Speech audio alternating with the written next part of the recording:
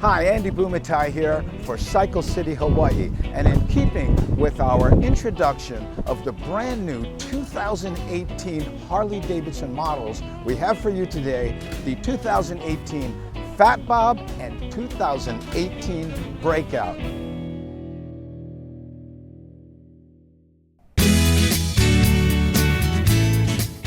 Building a strong America depends on having the right equipment. Hi, I'm Doc Bailey, a 30-year veteran providing cranes and bucket trucks, and we're the exclusive link belt crane distributor for the state of Hawaii and the Pacific.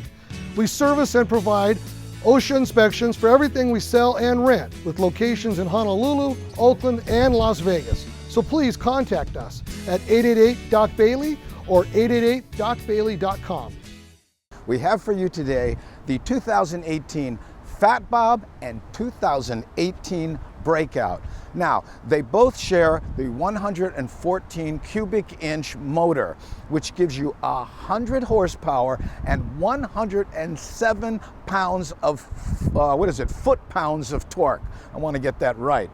They both have a 3.5 gallon tank. You can adjust either rear shocks with this little knob right here. No more of that pulling off and getting the tool out. Right here, hand crank it. How cool is that? Okay, this one has a 180 rear tire, that's millimeters, and this is 240 fat tire on the Breakout. Now, the Fat Bob here has dual disc brakes and an inverted fork, right? Which I guess gives you a little more stability. And it has a 28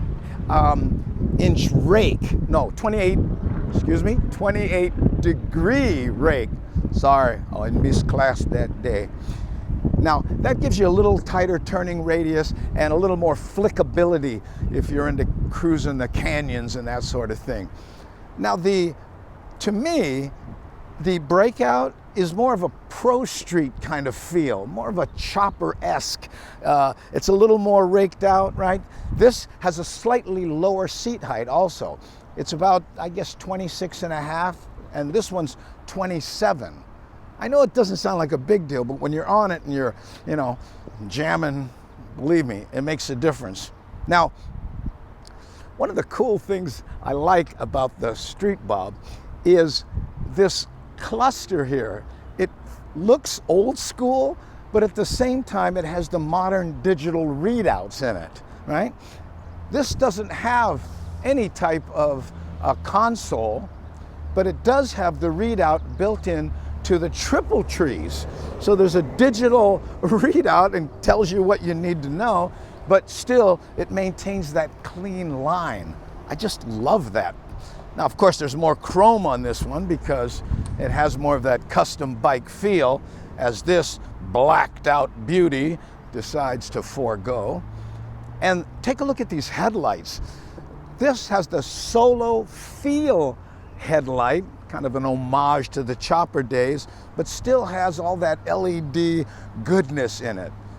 The Fat Bob goes with a completely different style. It's kind of an elongated first time I've seen one like this on a Harley Davidson, brand new. Looks pretty slick.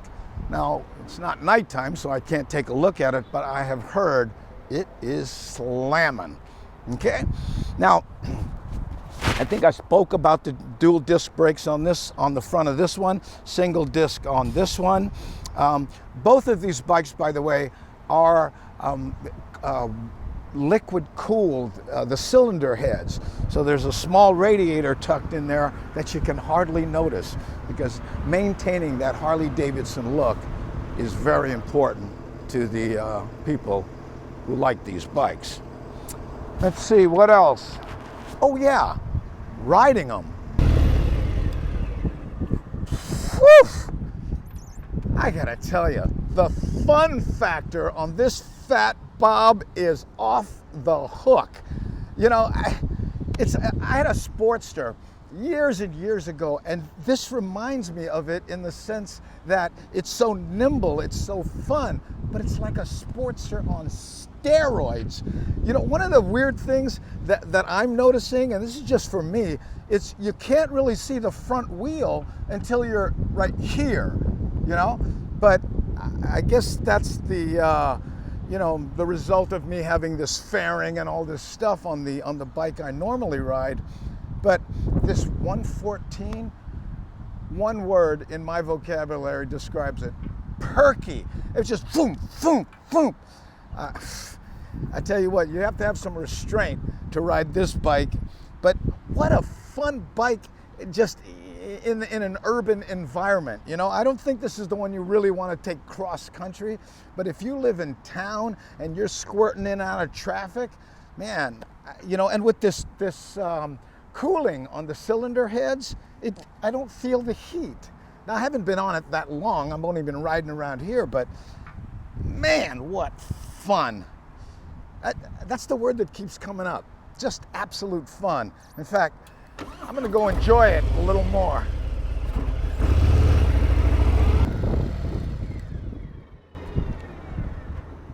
Wow, what a difference.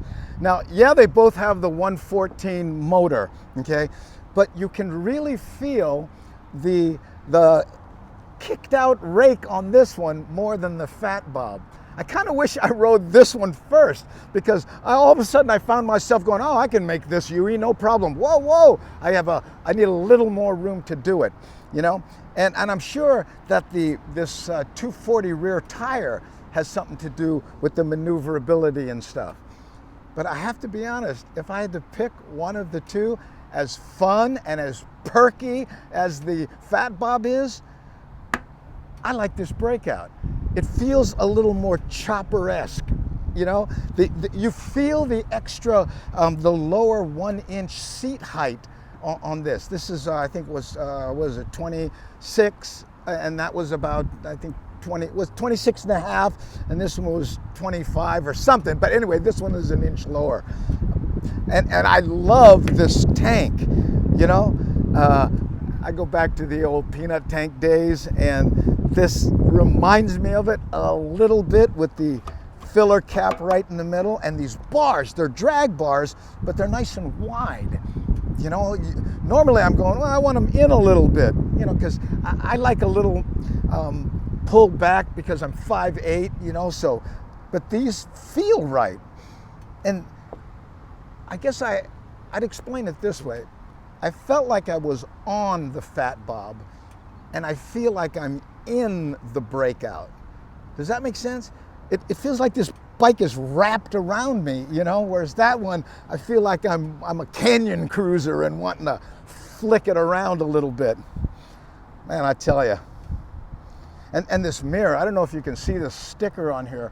How cool is that? Let me read it to you. It says, "Caution, people in cars are dumber than they appear." No, it doesn't say that. I made that up. Well, you know what? There's only one way to truly evaluate a beautiful bike like this. And you guessed it. I'll be right back.